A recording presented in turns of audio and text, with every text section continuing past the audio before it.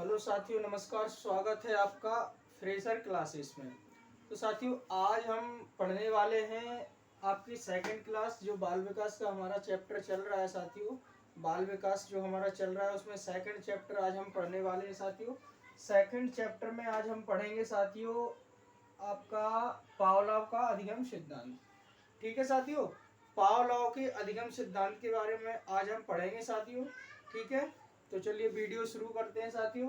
देखिए, बाल विकास CTET MPTET, जैसा कि मैंने पहले भी बताया पिछली क्लासों में, हमारी जो क्लासेज अभी चल रही हैं वो बाल विकास के लिए चल रही हैं। और दूसरी चीज आपका ये सीटेट और एमपीटेट के लिए जो हमारा बाल विकास पूछा जाता है, ठीक है, उसी में आपका ये काफी फायदेमंद होगी। लगभग जो चैप्टर मैं आपको करा रहा हूँ, जैसे कल की क्लास में मैंने आपको उसके बारे में पढ़ाया था, थॉर्नडाइक के बारे में। ठीक है साथियों, कल की क्लासेस में मैंने आपको थॉर्नडाइक के बारे में पढ़ाया था। तो थॉर्नडाइक का जो चैप्टर है वो 2 से 3 नंबर का आता है। ठीक उसी प्रकार आज हम पावलोव के बारे में पढ़ेंगे। तो पावलोव का जो भी चैप्टर है वो भी आपका 2 से 3 नंबर का पूछा जाता है। इसमें आपका पेपर फर्स्ट और पेपर सेकंड दोनों में सेम पूछा जाता है साथियों। ठीक है, अब हम आगे बढ़ते हैं साथियों। देखिए, पावलोव के बारे में हम पढ़ लेते हैं पहले। पावलोव का कौन सा सिद्धांत है? ये पावलोव का अधिगम का सिद्धांत है साथियों। ठीक है, अब पावलोव का अधिगम का ये सिद्धांत है। अधिगम का सिद्धांत ईपी पावलोव ने दिया। ठीक है, आपको ये चीज हमेशा याद रखनी है, जो भी मैं पढ़ा रहा हूँ वो उनमें आपको ये ध्यान रखना है प्रत्येक सिद्धांत में कि कौन सा सिद्धांत किसने दिया है और वो कहाँ के मनोवैज्ञानिक हैं। इस टाइप से बहुत सारे क्वेश्चन बनते हैं। तो आप देख सकते हैं इसमें अधिगम का सिद्धांत ईपी पावलोव ने दिया है, पहली चीज। ठीक है, आपसे पूछा जाएगा कि अधिगम का सिद्धांत किसने दिया है, तो ईपी पावलोव ने दिया है। ठीक है, उसके बाद अनुक्रिया, उद्दीपक और अनुबंध। ठीक है, इस सिद्धांत में मुख्य रूप से 3 बातें मायने रखती हैं, जिसमें आपका रहेगा अनुक्रिया और उद्दीपक और अनुबंध। ठीक है, अब थोड़ा सा डेफिनेशन पढ़ लेते हैं। जब क्रिया करके प्राणी, ठीक है, इन्होंने कहा है कि जब क्रिया करके प्राणी किसी लक्ष्य को प्राप्त करता है तो उसे क्या कहते हैं? हम अनुबंध कहते हैं।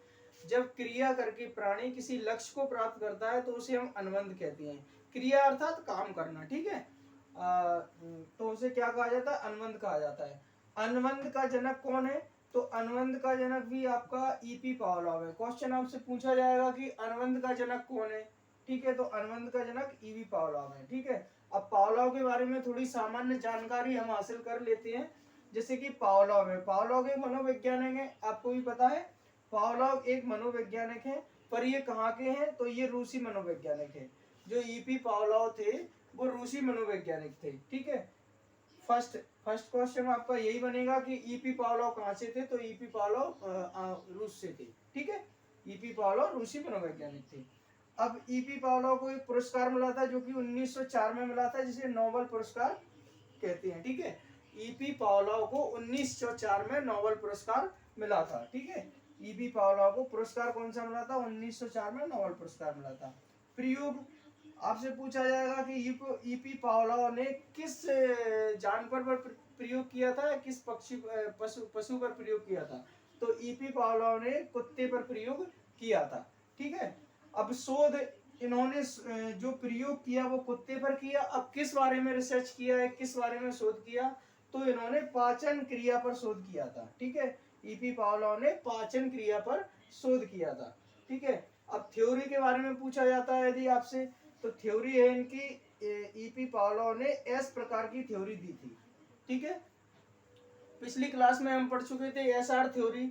एस आर थ्योरी किसने दी थी? तो एस आर थ्योरी दी थी हमें थॉर्नडाइक ने। ठीक है, थॉर्नडाइक महोदय ने हमें एस आर थ्योरी दी थी। अब सिर्फ एस प्रकार की थ्योरी अगर पूछी जाती है, आपसे कहा जाता है कि एस टाइप की थ्योरी किसने दी या एस प्रकार की थ्योरी किसने दी? तो एस प्रकार की थ्योरी ईपी पावलोव ने दी। ठीक है, एस प्रकार की थ्योरी दी ईपी पावलोव ने और एस आर थ्योरी दी थॉर्नडाइक महोदय ने। ठीक है, जो मैंने पिछली क्लास में आपको पढ़ाया था। अब आगे कुछ और है इसमें, जैसे जब कुत्ते के सामने भोजन रख दिया जाता, जब कुत्ते के सामने भोजन रख दिया, जो हमारा उद्दीपक है। ठीक है, मैंने इसमें बताया हुआ है, पहले पढ़ लेते हैं फिर मैं आपको समझाऊंगा।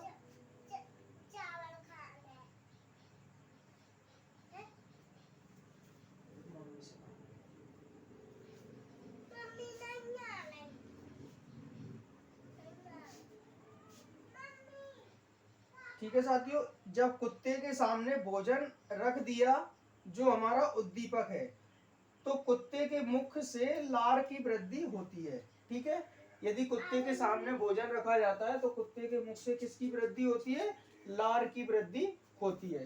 ठीक है साथियों, और इन्होंने कुत्ते को रस्सी से बांध दिया था। मैं आपको समझाऊंगा उदाहरण सहित, ये मैंने इधर बनाया हुआ है इस टाइप में, पहले समझ लेते हैं फिर आगे बढ़ते हैं। ठीक है, जब कुत्ते के सामने भोजन रख दिया जो हमारा उद्दीपक है, ये कुत्ता है साथियों। ठीक है, यहाँ पे ये मैंने डॉग बनाया हुआ है और इसके सामने हमने क्या रखा है? ये भोजन रखा है। ठीक है, भोजन, कुत्ते के सामने क्या रख दिया? भोजन रख दिया जो हमारा उद्दीपक है। ठीक है, चूंकि कुत्ते को पावलों ने रस्सी से बांध दिया था। ठीक है, अब इसमें घंटी का भी एक विशेष महत्व है। ठीक है, जब कुत्ते के सामने भोजन रखा तो कुत्ते के मुंह में लार आना उत्पन्न हो जाती है। ठीक है, कुत्ते के सामने जो भोजन रखा है, भोजन को देख करके कुत्ते के मुंह में लार आना उत्पन्न हो जाती है। ठीक है, अब इन्होंने क्या किया?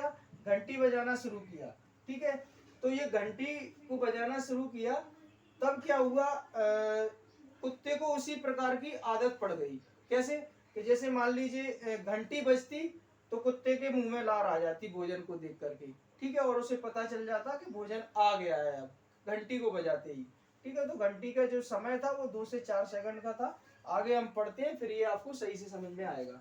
ठीक है, देखिए मैंने यहाँ पे लिखा हुआ है आपका भोजन और लार निकलना। ठीक है, भोजन और लार निकलना, भोजन है हमारा यूसीआर और लार निकलना भी यूसीआर है। ठीक है, भोजन में स्वाभाविक उद्दीपक। ठीक है, भोजन में स्वाभाविक क्या है? उद्दीपक है।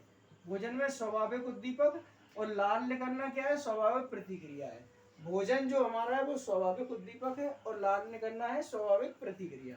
ठीक, अब चूंकि इन्होंने घंटी का भी प्रयोग किया इसमें, तो घंटी क्या है? घंटी है हमारा कृत्रिम उद्दीपक, घंटी है हमारा कृत्रिम उद्दीपक, और भोजन है हमारा स्वाभाविक उद्दीपक, और लार निकलना है हमारा स्वाभाविक प्रतिक्रिया।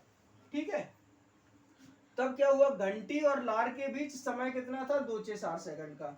नोट, भोजन को घंटी से अधिक प्रभावशाली होना चाहिए। ठीक है, भोजन को क्या होना चाहिए? घंटी से अधिक प्रभावशाली होना चाहिए। चूंकि हुआ ये था साथियों कि देखिए यहाँ पर ये कुत्ते को रस्सी से बांध दिया पावलोव महोदय ने। ठीक है, कुत्ते को रस्सी से बांध दिया और उसके सामने रख दिया भोजन।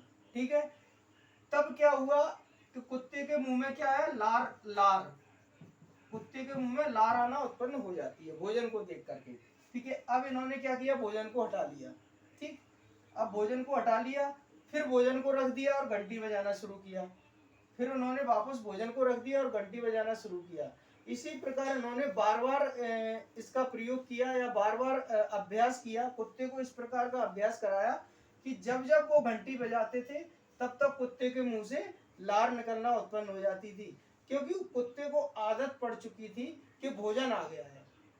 ठीक है, कुत्ते को ये आदत पड़ चुकी थी कि भोजन आ गया है, तो घंटी बजते ही कुत्ते के मुंह में लार उत्पन्न हो जाती थी।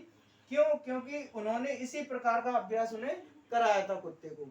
ठीक है, और घंटी घंटी का और कुत्ते के जो मुंह में से लार निकलती थी उसमें समय था आपका 2 से 4 सेकंड का। जैसे मान लीजिए उन्होंने 2 सेकंड घंटी बजाई, अभी उसके 2 से 4 सेकंड के बीच में कुत्ते के मुंह में क्या होता है?